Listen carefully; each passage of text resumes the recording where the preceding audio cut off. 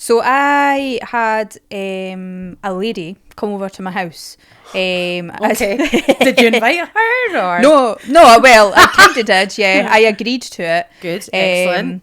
And she was... I'm about to start therapy sessions with Morgan through the school. Mm-hmm. And so she was doing a pre-assessment. She was asking me a bunch of questions about Morgan and a bunch of questions about home life and myself. And one of the questions that she asked was, do you enjoy parenting? How very rude. And I was like, Yeah. what a question. And I was like, I've never been asked this question before. So the options were all the time, most of the time, sometimes, I must have been like, not a lot, not at all. Mm-hmm. And I was like, ooh.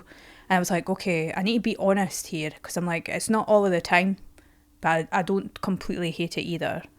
And I was like, I must be just sitting in the middle somewhere. So I was like, yeah, sometimes. Yeah. And then she asked me, why? Like, what are the reasons like that you chose sometimes? And she was like, give me one or two. I was like, I've never thought about this before, but I was like, there's two things that are coming front of mind straight away for me, and that was space to be to be yourself, essentially. So time to recover, time to reflect, time to just be me, Nicola, like time to just crack on with some other stuff that I want to get on with, and so forth. But for me, I need space, because if I don't have space, then I'm a crab at shit. And I'm not the best version of myself, and it impacts other people. When I do get that space, then I feel I've got more chance of being a better version of myself, so I can turn up better for other people as well. Yeah. Because we have responsibilities, which are our kids, our partners, and other people that are around us.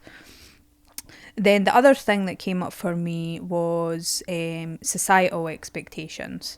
So what I was thinking about there specifically was, I feel overwhelmed with everything that's going on, how we're supposed to turn up, what we're supposed to be doing, all the jobs that need done.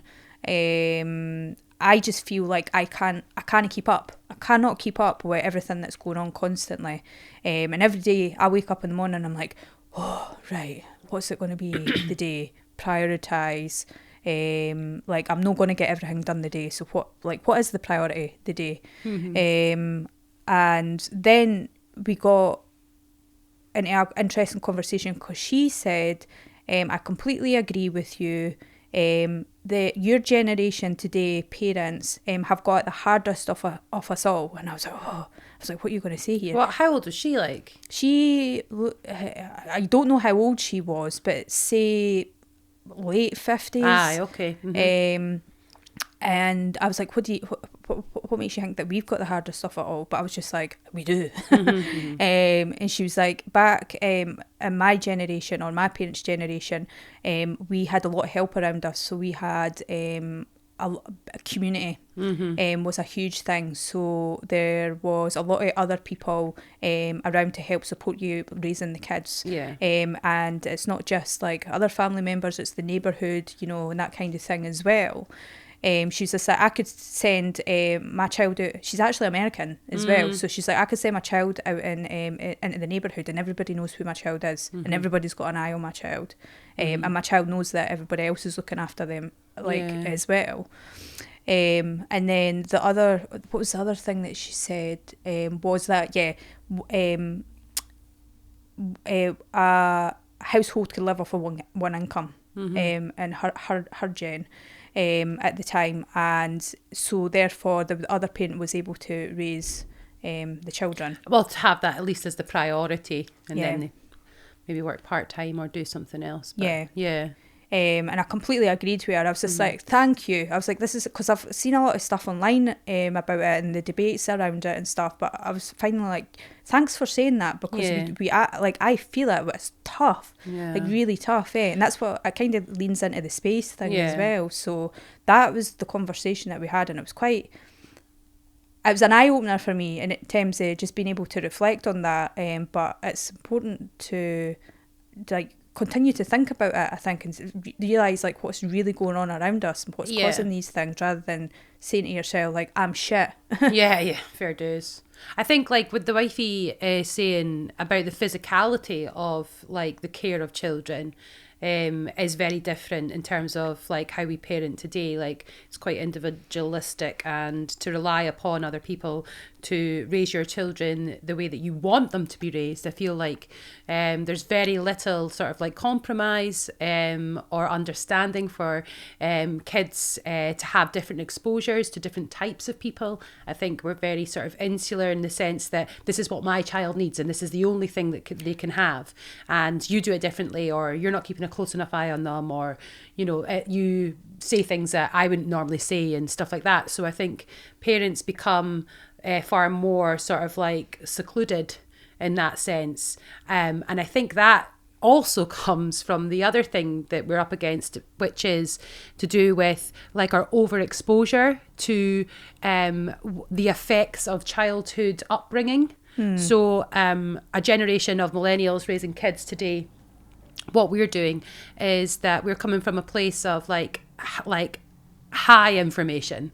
Like there is an abundance of rights and wrongs for how to raise your kids, and we see ourselves as these sort of like unhinged psychotherapists that are supposed to be able to fucking emotionally regulate our children and be compassionate towards them and have patience and understanding for them, all the while us ourselves are not qualified and fucking not impartial to the point of which like we can't even see a separation between us and our children. Like they're just an extension of us.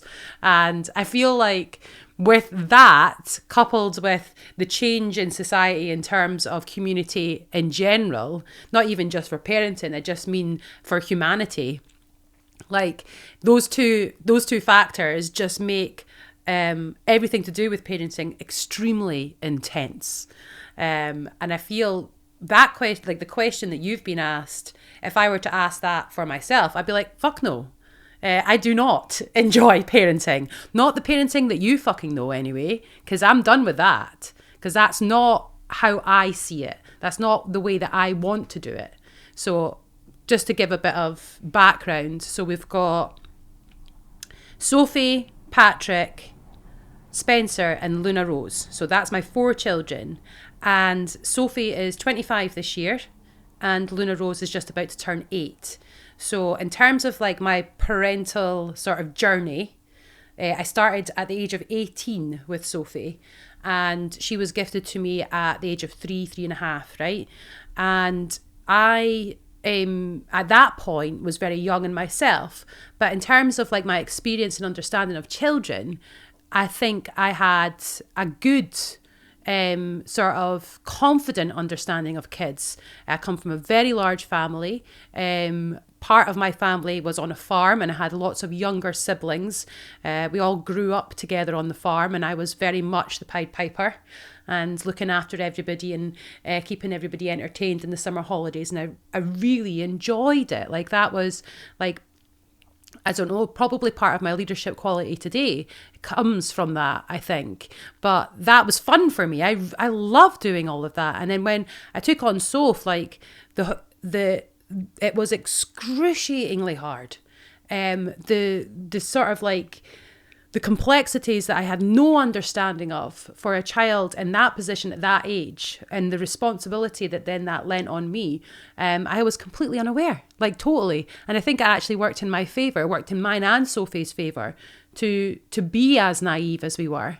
and to be able to get through that part of her growing upness together is what's created this magical bond that we have today. And I loved that part of parenting, and I loved that part of a community feel in a small village when I was raising Paddy as well, when he came along. And you're right, you know, you can send your kids out and they can go and play and everybody knows who they are and they know where they belong and all the rest of it. And that was how it was. And then switch forward to today, where I'm now a 30-something mother.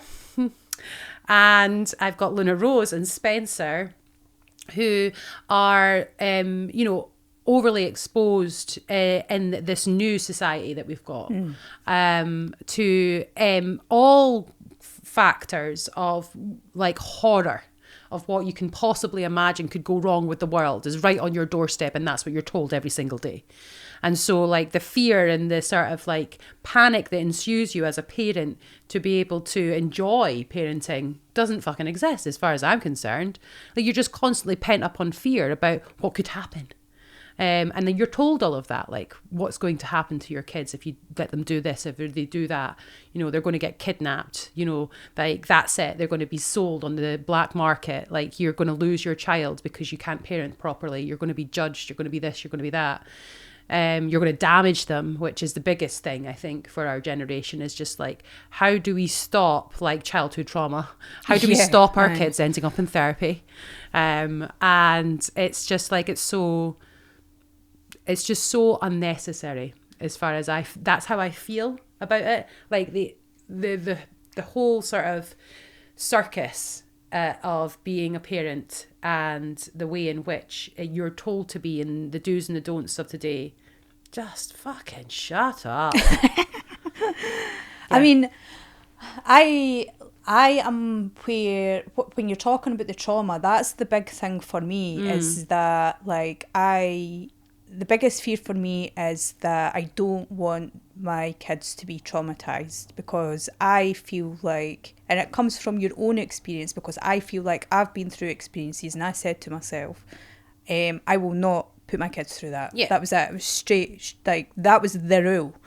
I was naive at that, because like what I've learned over time is just like there's no right answers to parenting as such. Like I totally agree with you in terms of like the pressures and what the expectations are today and where we're falling. I was also watching a podcast recently where they were talking about we went too far and we need to pull it back again. In terms of giving the kids more freedoms and how in their upbringings.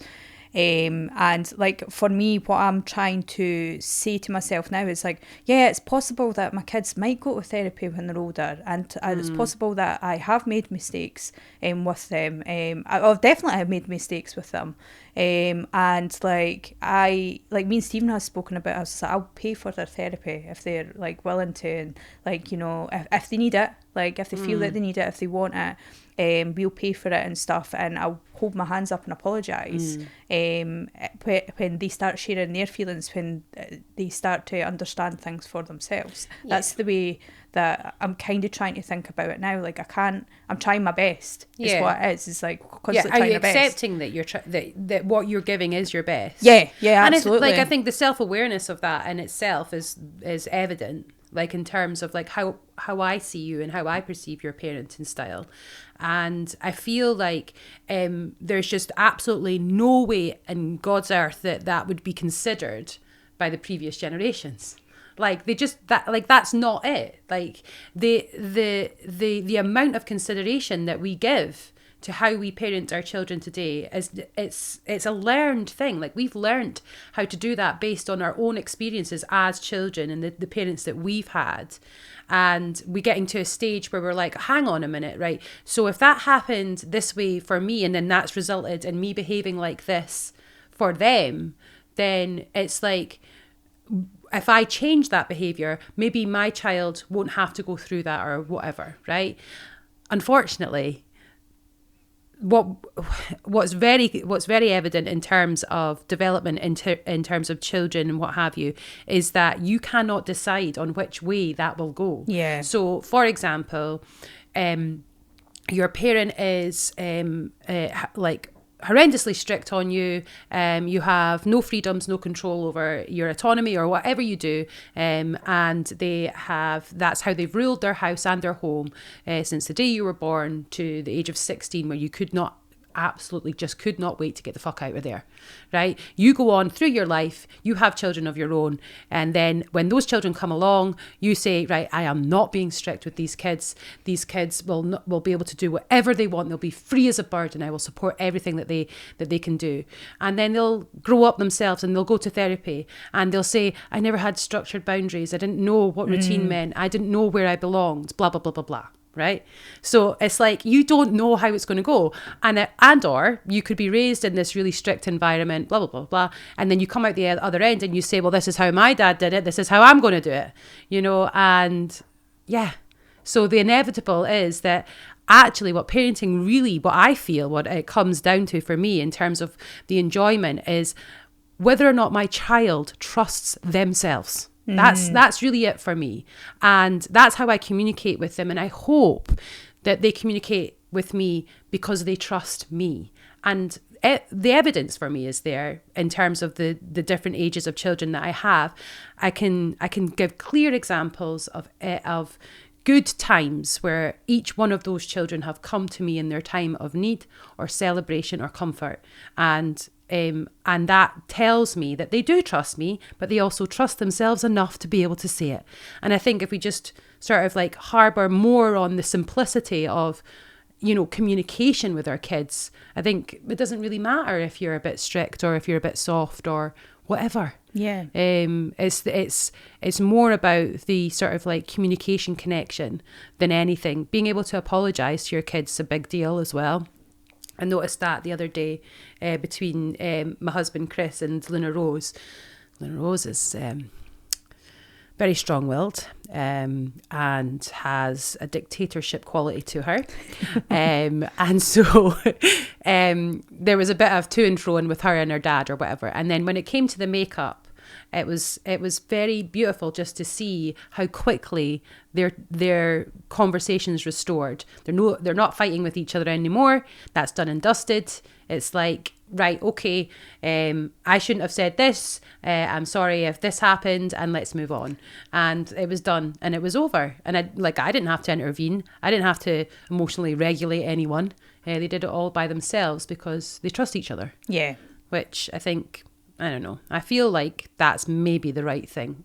And that's my experiences, I suppose. I agree with you. Like, I think what me and Stephen have learned over time, and actually through Morgan, because Morgan's autistic, so we've learned a lot in terms of like who she is as a person and what her needs are. And one of the biggest things that we have learned is safety, is to create a safe home for them, and what defines a safe home for them as well. So like I would say, especially in the last like 3 years, like that's really front of mind for us, and making sure that they can come home and they do feel safe. And we know that by the conversations that they have, that they can approach you about things, they can approach you about the things that they struggle with, and that you're working through that stuff. And then it's about how do you make them safe in the outside world as well. Like, what does that look like specifically? And like that's the stuff, and that they trust us. And one of our visions when we're older is we would love our home is always open to the kids. So we would love at any point that they could just turn up whenever they wanted and know that they could come home and talk to us, stay, whatever it is that they need at the time. If they're in troubles, like this is their central point that they could come to.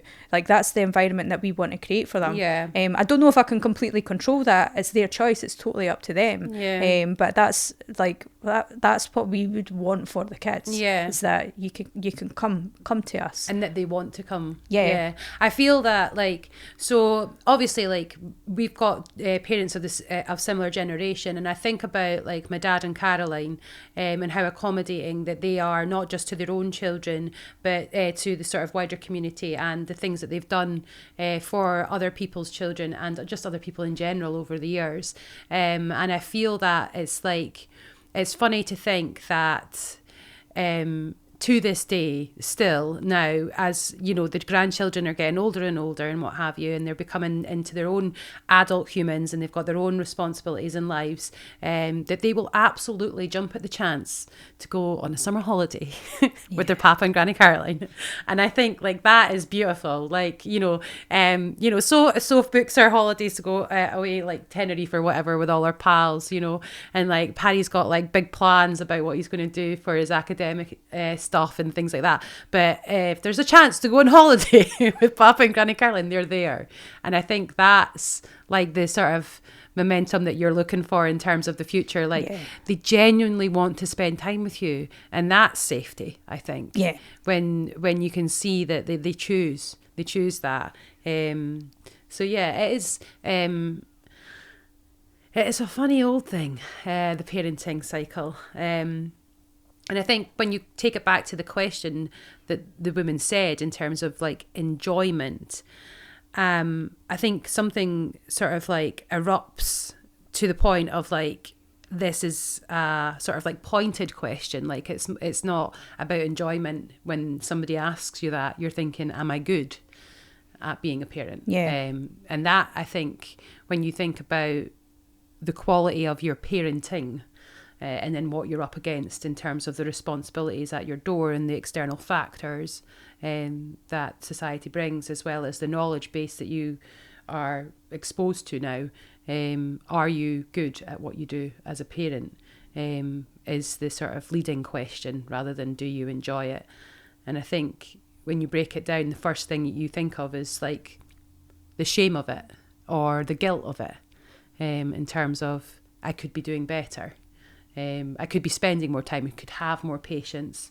I could be less focused on all the other things that I've got to be responsible for and just sit and have this time with my child or whatever. But in the moment, like that's the last thing that you are physically capable of doing, because you're so run ragged. And like there is no patience there at all. And I think about, do I enjoy parenting? I think in the moment, quite often not. But in hindsight, when I look back, in terms of, let's say, when they're babies and you have that sort of like forced quietness where you are waiting to get them to sleep and you're just waiting and waiting. And at the time, it's like such an inconvenience to you. And it's like, why won't this bloody baby go to sleep? And then looking back on it, it's like one of the most sort of like growth aspects of becoming a parent is like you are forced to wait. You are forced to stay and create comfort for this being. It's a physical bond that Mother Nature is putting upon you. You have to do it. And you wouldn't be able to walk away from it either. Like, as much as it annoys you, like you wouldn't want to walk away. You couldn't be anywhere else. And then when you think about like, well, for me, I think if you spin it on its head, like much later on in life, when they're getting older and whatever, like towards the end of Soph's uni, like that was like such an excruciatingly painful time to get her through that last hurdle.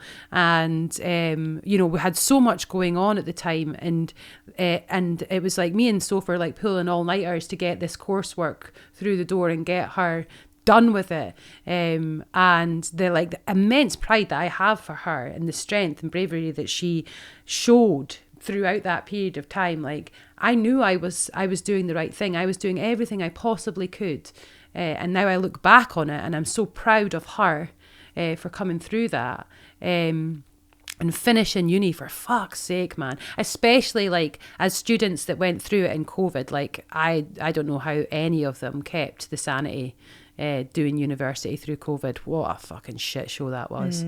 And then Pad's like not getting the grades that like he wanted to get, and being able to support him in that, but to watch him like pick himself back up, make a new fucking plan and be happy about it and be grateful for it.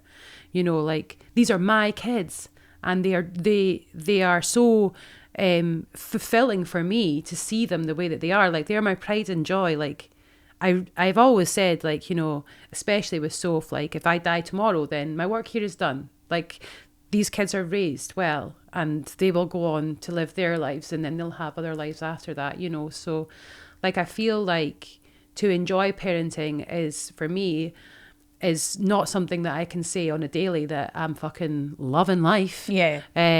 But when it comes to it, when it comes right down to the end of it, like there's nothing else that I would want to do than be a mum. Yeah, I totally agree with you. I think like parenting, like it's the greatest job in the world in terms of like bringing up these beings, but you learn so much from doing that job.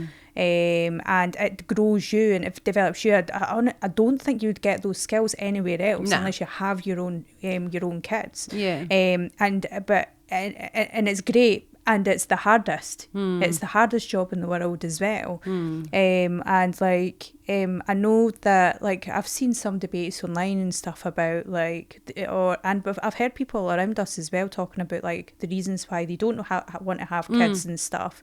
And it's anybody's choice.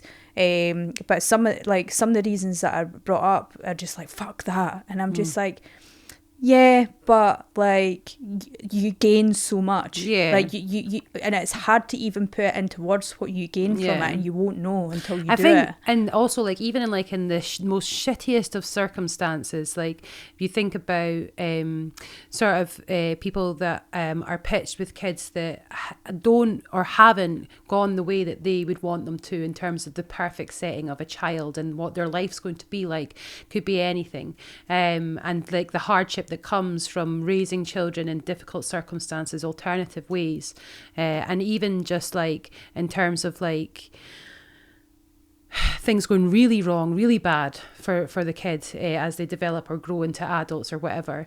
Like, and even in those circumstances, I don't know what it is. Like, why is it that as humans, like that, even when it's at that difficulty and that hardship, that there's always something like there. It's like there's something there to pull you back into it, to know that this is right. Like you have to do this for this child. You have to do this for this person that you've brought into the world.